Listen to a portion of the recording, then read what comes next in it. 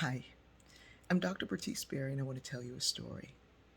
Throughout the past couple of weeks, I've been getting loads of questions and requests about love, about how to love those family members who you don't see eye to eye with, how to continue loving them when they seem to not love you, how to hold hope for people who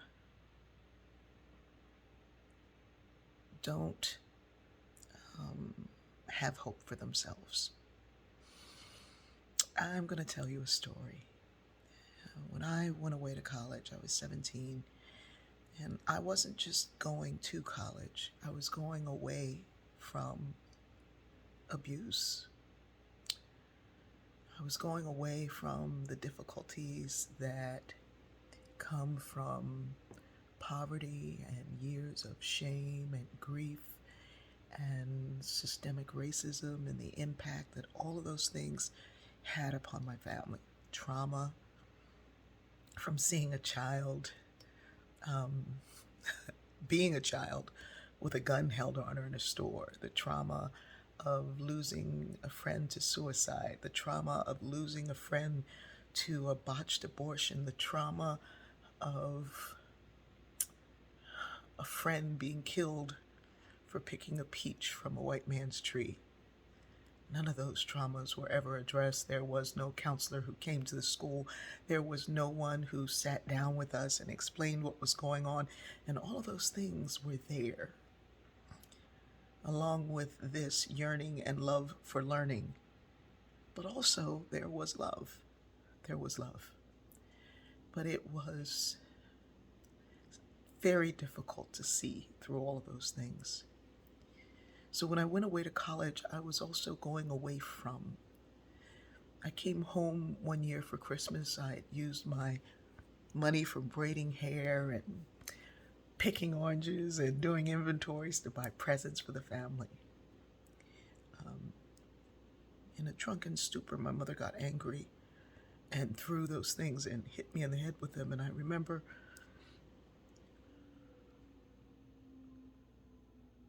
going and saying, I'm going to leave and I will come back when you all change.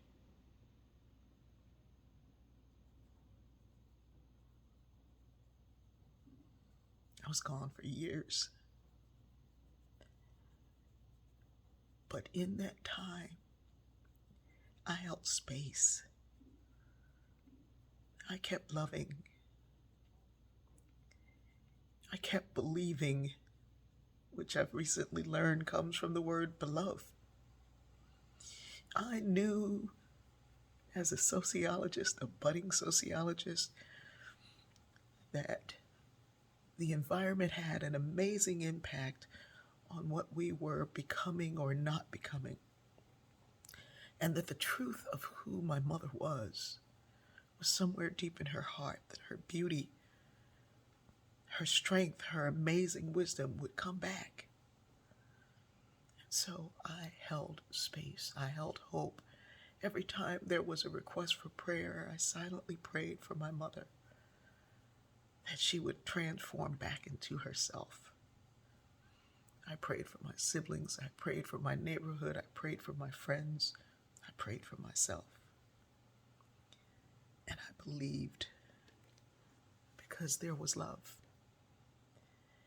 And I didn't have to hear from anybody. In fact, I didn't for years. I was out on my own.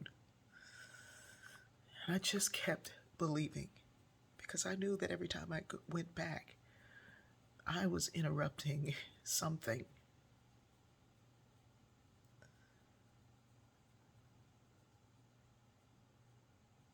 No one came to my college graduation, no one from my family. And so I kept believing. I went on to graduate school with very little acknowledgement of where I was or what I was doing. Family members would say things like, oh, she's still in school, hasn't graduated yet. Kept believing. And then one day, out of nowhere, I got a letter from my mother because I had been writing to her. but without any expectation of anything in return. Just to say, I love you, praying for you.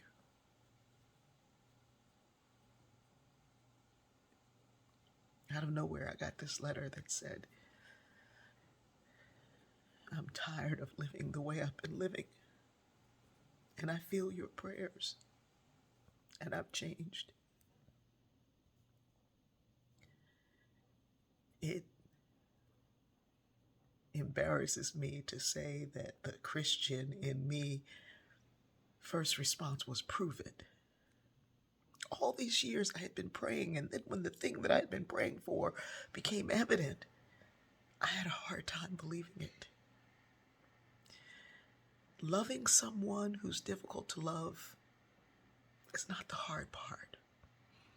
The hard part is letting them back in once they're willing to change.